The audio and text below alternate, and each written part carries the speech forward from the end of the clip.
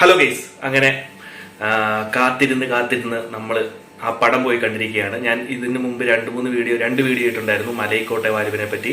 അപ്പോൾ നല്ല പ്രതീക്ഷയായിരുന്നു പടം. അത് പോയി കണ്ടതിന് ശേഷം റിവ്യൂ ഇടാന്നൊക്കെ പറഞ്ഞിട്ടുണ്ടായിരുന്നു. അപ്പം പടം ഇറങ്ങി കഴിഞ്ഞപ്പോഴാണ് പോകാൻ സമയം കിട്ടിയത്. അപ്പോൾ നൈറ്റ് ഷോ ആണ് ബുക്ക് ചെയ്തത്, നൈറ്റ് കണ്ടു. അപ്പോൾ എനിക്ക് ഈ പടത്തെ പറ്റി എന്താണ് തോന്നിയത്, എങ്ങനെയാണ് ഇഷ്ടപ്പെട്ടോ ഇല്ലയോ എന്നൊക്കെ ഞാൻ പറയാം. ഒറ്റ വാക്കിൽ പറഞ്ഞു കഴിഞ്ഞാൽ എനിക്ക് പടം ഇഷ്ടപ്പെട്ടു. കാരണം ഞാൻ എന്താണോ ലിജോ ജോസ് പെല്ലിശ്ശേരിയിൽ നിന്ന് പ്രതീക്ഷിച്ചത്, അല്ലെങ്കിൽ എന്ത് സംഭവമാണോ ട്രെയിലറും ടീസറും ഒക്കെ ഇറങ്ങിയ സമയത്തെ എന്താണോ പ്രതീക്ഷിച്ചത് അത് തന്നെ എനിക്ക് കിട്ടിയിട്ടുണ്ട്. സത്യസന്ധമായിട്ട് പറയാണ്. ഇതിൻ്റെ പേര് ഇപ്പം നമ്മൾ എന്നെ ഒരു മോഹൻലാൽ ഫാൻ ആക്കുകയാണ്, അല്ലെങ്കിൽ നിനക്ക് വേറെ നിന്റെ ചിന്താഗതി തെറ്റാണെന്നൊക്കെ പറഞ്ഞ് എനിക്കൊരു പ്രശ്നമില്ല. പക്ഷേ സിൻസിയറായിട്ട് പറയുകയാണെങ്കിൽ എനിക്ക് പടം ഒരുപാട് ഇഷ്ടമായി. എല്ലാവർക്കും അങ്ങനെ ആണെന്നറിയില്ല. എൻ്റെ കൂടെ ഇരുന്നവരൊക്കെ, അതായത് തൊട്ടടുത്ത് സീനിലൊക്കെ ഇരുന്നവർക്കൊക്കെ ഇഷ്ടപ്പെട്ടിട്ടില്ല. അവരുടെ സംസാരത്തിൽ നിന്നും പൊട്ടിച്ചിരിയിൽ നിന്നൊക്കെ എനിക്ക് മനസ്സിലായ കാര്യമാണ്. പക്ഷേ എന്താണെന്നറിയില്ല, എനിക്ക് പടം നന്നായിട്ട് ഇഷ്ടപ്പെട്ടു. പടം വർക്കൗട്ടായി. പിന്നെ എനിക്ക് തോന്നിയത്, ഞാൻ ഈ ഒരു നെഗറ്റീവ് റിവ്യൂസും അതുപോലെ ഇതൊരു നാടകം ടൈപ്പ് ലിജോ ജോസ് പെല്ലിശ്ശേരിയുടെ ഒരു മേക്കിംഗ്, അതുപോലെ ഒരു വേൾഡിലേക്ക് കൊണ്ടുപോകുന്ന പടമാണെന്ന് മനസ്സിൽ ഉറപ്പിച്ച് പോയി കണ്ടുകൊണ്ടായിരിക്കാം എനിക്ക് പടം ഇഷ്ടപ്പെട്ടത്. എല്ലാവർക്കും അങ്ങനെ ആവണമെന്നില്ലല്ലോ. അപ്പോൾ കൂടിരുന്നവന്മാരൊക്കെ പൊട്ടിച്ചിരിക്കുകയും കളിയാക്കുകയും ലാഗടിക്കുക എന്നൊക്കെ പറഞ്ഞ് ഭയങ്കര കൗണ്ടർ അടിക്കുകയൊക്കെ ചെയ്യുന്നുണ്ടായിരുന്നു.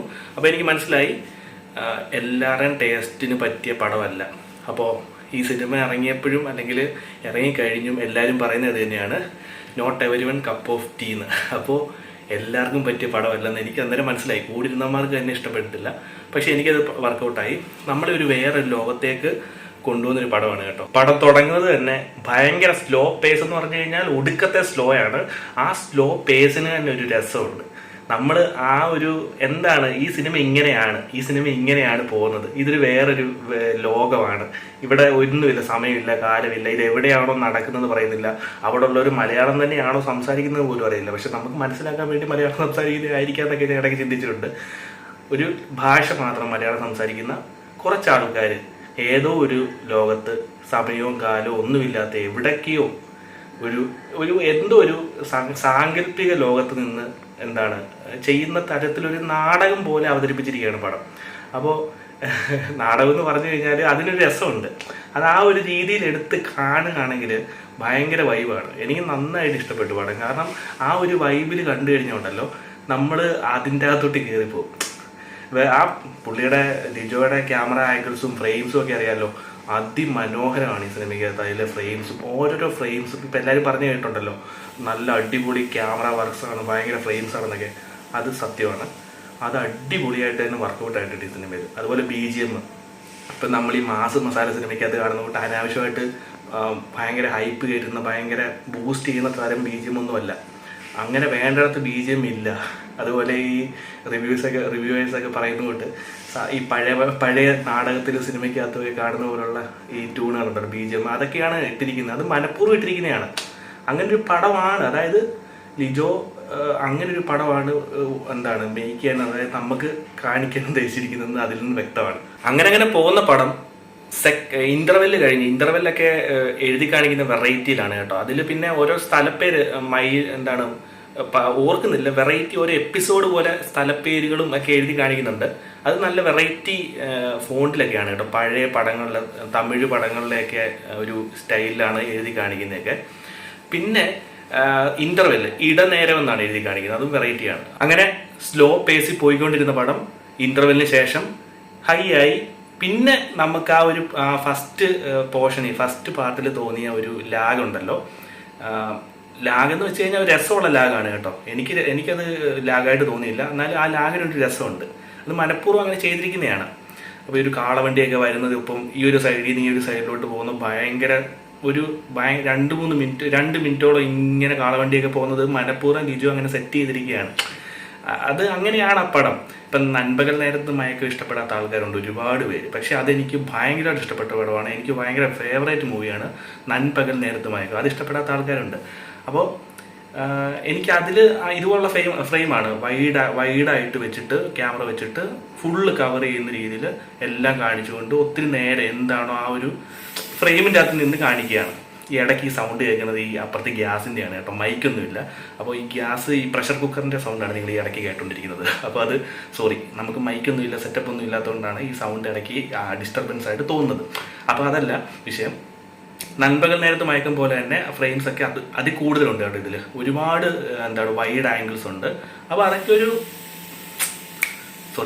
അപ്പോൾ അതൊക്കെ ഇതിൻ്റെ അകത്ത് ഭയങ്കര രസമായിട്ട് തന്നെ ലിജോ അവതരിപ്പിച്ചിട്ടുണ്ട്. എനിക്ക് ഭയങ്കര ഇഷ്ടപ്പെട്ടു. അപ്പോൾ ഈ പറഞ്ഞു വന്നത് സെക്കൻഡ് ഹാഫിലോട്ട് കയറിയപ്പോൾ പടം ഭയങ്കരമായിട്ട് മൂവി, അതായത് ഇച്ചിരി ഫാസ്റ്റ് ആവാൻ തുടങ്ങി. പിന്നെ ഈ അതിൽ കുറേ ഫൈറ്റൊക്കെ ഉണ്ട്. ഫസ്റ്റ് ഫൈറ്റ് ഇൻട്രൊഡക്ഷൻ തന്നെ ഒരു ഫൈറ്റിലൂടെയാണ് കേട്ടോ. മോഹൻലാലിൻ്റെ ഇൻട്രൊഡക്ഷൻ കഴിഞ്ഞ് പിന്നെ ഇൻ്റർവെൽ കഴിഞ്ഞ് 2 സായിപ്പുമാരുമായിട്ടുള്ള ഫൈറ്റ് ഉണ്ട്. അതെനിക്ക് ഭയങ്കരമായിട്ട് ഇഷ്ടപ്പെട്ടു. എനിക്ക് ഈ സിനിമയ്ക്കകത്ത് ഏറ്റവും കൂടുതൽ ഇഷ്ടപ്പെട്ട ഫൈറ്റ് ഏതാണെന്ന് ചോദിച്ചു കഴിഞ്ഞാൽ ഒരു സായിപ്പും മദാമിയായിട്ടുള്ളൊരു ഫൈറ്റാണ് ഇൻ്റർവെല്ലിന് ശേഷം. പിന്നെ നമ്മൾ ട്രെയിലറിലൊക്കെ കണ്ടുകൊണ്ട് സായിപ്പുമാരുമായിട്ട് ബ്രിട്ടീഷുകാരുമായിട്ടൊക്കെ ഉള്ള ഒരു കോട്ടയിലൊക്കെ വെച്ചുള്ള ഫൈറ്റ്, പിന്നെ പല പല പരിപാടികളൊക്കെ ഉണ്ട്, പറയുന്നില്ല, സ്പോയിലറാണ്. പിന്നെ ക്ലൈമാക്സ് എടുക്കുമ്പോൾ ഒരു സസ്പെൻസും കാര്യങ്ങളൊക്കെ ഉണ്ട്. ഈ നമ്മൾ മരക്കാറിൽ ഈ ഹരീഷ് പേരാടി മോഹൻലാലിനോട് പറയുന്ന കുറച്ച് നാടക ഡയലോഗുകളൊക്കെ ഉണ്ട്. അത് ഇതിൻ്റെ അകത്തും സെയിം പോലെ ഉണ്ടെങ്കിലും മരക്കാറിൽ അത് ഒരു ഇമ്പാക്റ്റ് തന്നിട്ടില്ല. പക്ഷെ ഇതിൽ നല്ലൊരു ഇമ്പാക്റ്റ് ഉണ്ടായിരുന്നു. പുള്ളിയുടെ ഡയലോഗും പെട്ടെന്ന് നമുക്ക് മനസ്സിലാവും എന്താണ് കാര്യം. ആ ഒരു കഥാപാത്രത്തിൻ്റെ കൂടെ നമുക്ക് സഞ്ചരിക്കാൻ പറ്റുന്നുണ്ട്. ഹരീഷ് പേരയുടെ നാടക ഡയലോഗ് നമുക്ക് ഇതിൻ്റെ അകത്ത് വർക്കൗട്ട് ആവുന്നുണ്ട് ഈ സിനിമയ്ക്കകത്ത്. പക്ഷേ നമ്മുടെ മരക്കാറിൻ്റെ അകത്ത് എനിക്കത് തീരെ വർക്കൗട്ട് ആയിട്ടില്ല. ഇതിൻ്റെ അകത്ത് പുള്ളിയുടെ ആ ഒരു ക്ലൈമാക്സിനോട് അടുക്കുമ്പോൾ പുള്ളി പറയുന്ന കുറേ സാധനങ്ങളും മോഹൻലാൽ പറയുന്ന സാധനങ്ങളൊക്കെ എനിക്ക് നന്നായിട്ട് ഇഷ്ടപ്പെട്ടിട്ടുണ്ട്. അപ്പോൾ പിന്നെ ലാസ്റ്റ് ഒരു ട്വിസ്റ്റ് ഉണ്ട്. ട്വിസ്റ്റ് എന്ന് പറയാൻ പറ്റില്ല, ഒരു സെക്കൻഡ് പാർട്ടിലേക്കുള്ള ഒരു സംഭവം സെറ്റാക്കി വെച്ചിട്ടാണ് സിനിമ അവസാനിക്കുന്നത്. അപ്പോൾ അതൊരു നല്ല രസമായിട്ട് എനിക്ക് തോന്നി. അതെന്താണെന്ന് ഞാൻ പറയുന്നില്ല, അത് സ്പോയിലറാണ്. അപ്പോൾ എല്ലാവരും കണ്ടതെന്നറിയാം. എല്ലാവരും കാണുമെന്ന് എനിക്കറിയില്ല, കാരണം അത്രയ്ക്ക് നെഗറ്റീവാണ് പടത്തെ പറ്റി പറയുന്നത്. എനിക്ക് എന്താണെന്നറിയില്ല എന്തുകൊണ്ടാണ്. ഈ ഫാൻസ് എന്ന് പറഞ്ഞ കുറച്ച് ആൾക്കാരുണ്ട്. ഫാൻസാണ് ഈ മോഹൻലാലായാലും മമ്മൂട്ടിക്കായാലും ഈ ഏറ്റവും കൂടുതൽ നല്ലതും ദോഷവും ഫാൻസ് തന്നെയാണ് കേട്ടോ. ഇപ്പം പലരും പറയുന്നത് കേട്ട് ഈ തിയേറ്ററിൽ ഈ സിനിമ ആസ്വദിക്കാൻ പറ്റുന്നില്ല അവരുടെ ബഹളം കാരണം. എന്നാൽ വേറൊരു സൈഡിൽ അവർക്ക് ഗുണവും ചെയ്യുന്നുണ്ട്, മറ്റൊരു സൈഡിൽ ദോഷവും ചെയ്യുന്നുണ്ട്. പോട്ടാതെ അവരുടെ ഇഷ്ടമാണ്. എന്നാൽ തന്നെ ഇത് കാണുന്ന രീതി കണ്ടു കഴിഞ്ഞാൽ ഇഷ്ടപ്പെടുന്ന പടമാണ് കേട്ടോ. എനിക്ക് നന്നായിട്ട് ഇഷ്ടപ്പെട്ടു. നമുക്കാരും പൈസ തരുന്നില്ല, ഇതിനെപ്പറ്റി പൊക്കിപ്പറ, അല്ലെങ്കിൽ ഞാനൊരു മോഹൻലാൽ ഫാനല്ല, അല്ലെങ്കിൽ നീ ഇങ്ങനെയാണ് അങ്ങനെ പറഞ്ഞിട്ട് കാര്യമില്ല. എനിക്ക് എൻ്റെ ഇഷ്ടപ്പെട്ട എങ്ങനെയാണോ എനിക്ക് ഫീൽ ചെയ്തത് അതാണ് നിങ്ങളോട് ഞാൻ പറയുന്നത്. ഈ പറയുന്ന പോലെ നെഗറ്റീവ് പറയേണ്ട ആവശ്യമില്ല. അപ്പോൾ എന്തുകൊണ്ടാണ് ഈ പറയുന്നതെന്ന് അറിയില്ല. ഓരോരുത്തരുടെ ചിന്താഗതി അങ്ങനെയായിരിക്കും. ചിലപ്പം എക്സ്പെക്റ്റേഷൻ കൂടിയുണ്ടായിരിക്കും. ഞാൻ ആദ്യം പറഞ്ഞ കൂട്ടി ഞാൻ ഈ ഒരു സിനിമ നെഗറ്റീവ് റിവ്യൂ കിട്ടി, അതുപോലെ ഇങ്ങനൊരു നാടക ഡയലോഗുകൾ പറയുന്ന അല്ലെങ്കിൽ പതിയെ സ്ലോ പേസിൽ പോകുന്ന ഒരു വെറൈറ്റി പടമാണെന്ന് മനസ്സിൽ ഉറപ്പിച്ച് തന്നെ പോയി കണ്ടുകൊണ്ടായിരിക്കാം എനിക്ക് പടം വർക്കൗട്ടായത്. എല്ലാവർക്കും അങ്ങനെ ആവണമെന്നില്ല. പക്ഷേ ഇനി അങ്ങോട്ട് ആൾക്കാർ കയറി ഇഷ്ടപ്പെടുമെന്ന് എനിക്ക് ഒരു പ്രതീക്ഷയുണ്ട്. ഇപ്പോൾ എൻ്റെ കൂടെ ഇരുന്ന മജോറിറ്റി ആൾക്കാർക്ക് ഇഷ്ടപ്പെട്ടില്ല, പക്ഷേ കുറേ ആൾക്കാർക്ക് ഇഷ്ടപ്പെട്ടു. കുറേ ആൾക്കാർ നല്ലത് പറയുന്നത് കേട്ടു, എല്ലാവരും ആസ്വദിച്ച് കണ്ടു.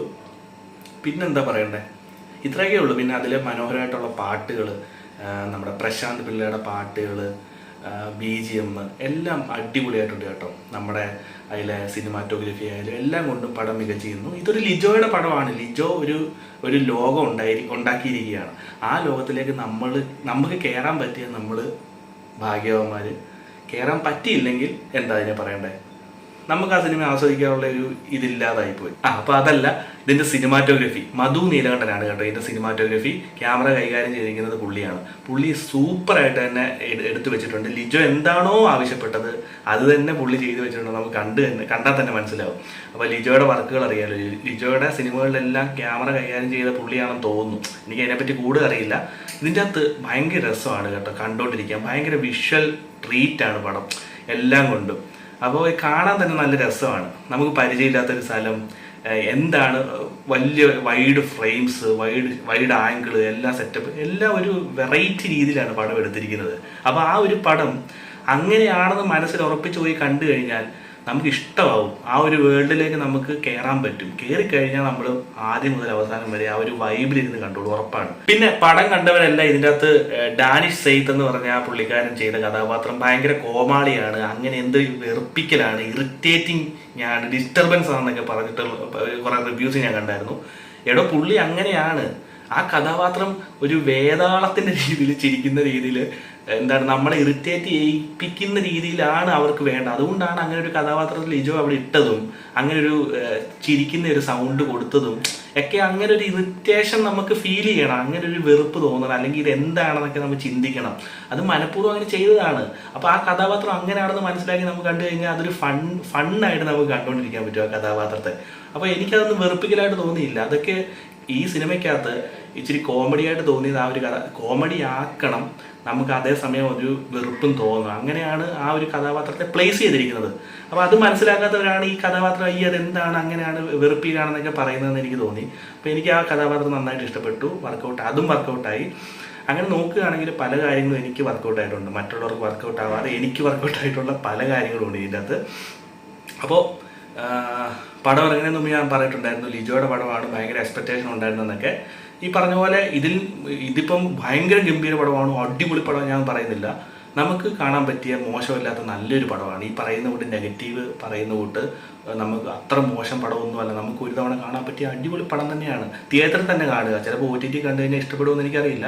തിയേറ്ററിൽ ആ സൗണ്ടും അതുപോലെ പിന്നെ മെയിൻ കാര്യം മോഹൻലാലിനെ പറ്റി പറഞ്ഞില്ല. എൻ്റെ പോനെ മോഹൻലാലിൻ്റെ സ്ക്രീൻ പ്രസൻസ് ഇതുപോലെ ഇത്രയും എന്താണ് ഇങ്ങനൊരു കഥാപാത്രം ചെയ്യുമ്പോൾ പുള്ളിയുടെ ഫിസിക്ക്, അതുപോലെ പുള്ളിയുടെ അഭിനയമൊക്കെ പോയെന്നൊക്കെ ഇടയ്ക്ക് ഒരുപാട് കളിയാക്കലൊക്കെ ഉണ്ടായിരുന്നു, ട്രോളുകളൊക്കെ ഉണ്ടായിരുന്നു. പക്ഷേ ഈ പടം കണ്ടപ്പോൾ പുള്ളിയുടെ അഭിനയം മികച്ചതായിട്ട് എനിക്ക് തോന്നി. നേരിനെക്കാട്ടി കൊള്ളാം കേട്ടോ. പുള്ളിയുടെ എക്സ്പ്രഷനും മറ്റ് കാര്യങ്ങളൊക്കെ നന്നായിട്ട് വർക്കൗട്ട് ആയിട്ടുണ്ട് ഇതിൻ്റെ അകത്ത്. നേരിൻ്റെ അകത്ത് അധികം പെർഫോം ചെയ്യാനില്ല മോഹൻലാലിന്.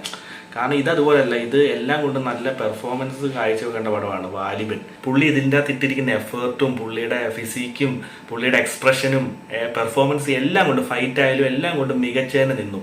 നമ്മൾ കുറച്ച് കാലം മുമ്പ് വരെ പുള്ളിയുടെ എക്സ്പ്രഷൻസ് എല്ലാം പോയി, മുഖത്തെ എല്ലാം പോയി, ഭാവങ്ങളെല്ലാം പോയി. ഒടിയതിന് ശേഷം പുള്ളിയുടെ എനിക്ക് ഈ സിനിമ കണ്ടതിന് ശേഷം പുള്ളിയുടെ പഴയ ഒരു ആ ഒരു മുഖത്തെ എക്സ്പ്രഷൻസും പുള്ളിയുടെ കുറച്ച് പൊടിക്കൈകളൊക്കെ ഉണ്ടല്ലോ, അതൊക്കെ വർക്കൗട്ടായി തിരിച്ചു വരുന്ന തൊട്ട് എനിക്കൊരു എനിക്ക് മാത്രം ഫീൽ ചെയ്തതാണെന്നൊന്നും അറിയില്ല. ഈ പടത്തിൽ ഇപ്പം മരക്കാറ് കണ്ടപ്പോഴേക്കും നമുക്ക് ഭയങ്കര അൺസഹിക്കബിൾ ആയിരുന്നു സത്യം പറയാമല്ലോ. എനിക്ക് ഇഷ്ടപ്പെട്ടില്ല മരക്കാറ്. അപ്പോൾ അതിനകത്ത് മോഹൻലാലിൻ്റെ എക്സ്പ്രഷൻസ് ആയാലും ഒന്നും ഒരു ഇമ്പാക്റ്റ് ഇല്ല. കാരണം അങ്ങനെയായി മുഖമൊക്കെ എനിക്ക് എന്താണെന്ന് അറിയില്ല. പക്ഷെ ഇതിൻ്റെ അകത്ത് അങ്ങനെയല്ല. ഇതിൻ്റെ അകത്ത് ഭയങ്കര രസമാണ്. പുള്ളി എല്ലാം കൊണ്ടും മികച്ചു നിന്ന് കേട്ടോ. പുള്ളിയുടെ പെർഫോമൻസ് പറയാതിരിക്കാൻ വയ്യ. അപ്പോൾ ഇങ്ങനെയാണ് പടം. അതായത് ഒരു നാടക ഡയലോഗുകളും സ്ലോ പേസും പഴയ സിനിമകളിൽ നാടകത്തിലൊക്കെ കാണുന്ന രീതിയിലുള്ള BGM-ഉം ഒരു ലിജോയുടെ പുതിയൊരു മേക്കിംഗ് സ്റ്റൈലും ഒക്കെ ആണെന്നൊക്കെ പ്രതീക്ഷിച്ച് പോയി കഴിഞ്ഞു കഴിഞ്ഞാൽ നമുക്ക് ഇഷ്ടപ്പെടാവുന്ന ഒരു പടമേ ഉള്ളൂ. വലിയ കുഴപ്പമില്ലാത്തൊരു പടമാണ്. അപ്പോൾ എനിക്ക് പടം നന്നായിട്ട് വർക്കൗട്ടായി. നിങ്ങൾക്ക് വർക്കൗട്ട് ആയിട്ടുണ്ടോ എന്ന് എനിക്കറിയില്ല. അപ്പോൾ എന്താണെങ്കിലും നിങ്ങളുടെ അഭിപ്രായങ്ങൾ കമൻ്റായിട്ട് രേഖപ്പെടുത്തുക. ഇഷ്ടപ്പെട്ടെങ്കിൽ ഇഷ്ടപ്പെട്ടു, ഇല്ലെങ്കിൽ ഇല്ല. എൻ്റെ അഭിപ്രായത്തോട് വിയോജിപ്പ് കാണും എല്ലാവർക്കും. ചിലപ്പോൾ സപ്പോർട്ട് ചെയ്യുന്നവരും കാണും. എന്താണെങ്കിലും നിങ്ങളുടെ അഭിപ്രായങ്ങൾ കമൻ്റായിട്ട് രേഖപ്പെടുത്തുക. അപ്പോൾ വീണ്ടും വേറൊരു വീഡിയോ ആയിട്ട് വരാം. അതുവരേക്കും ബൈ ബൈ.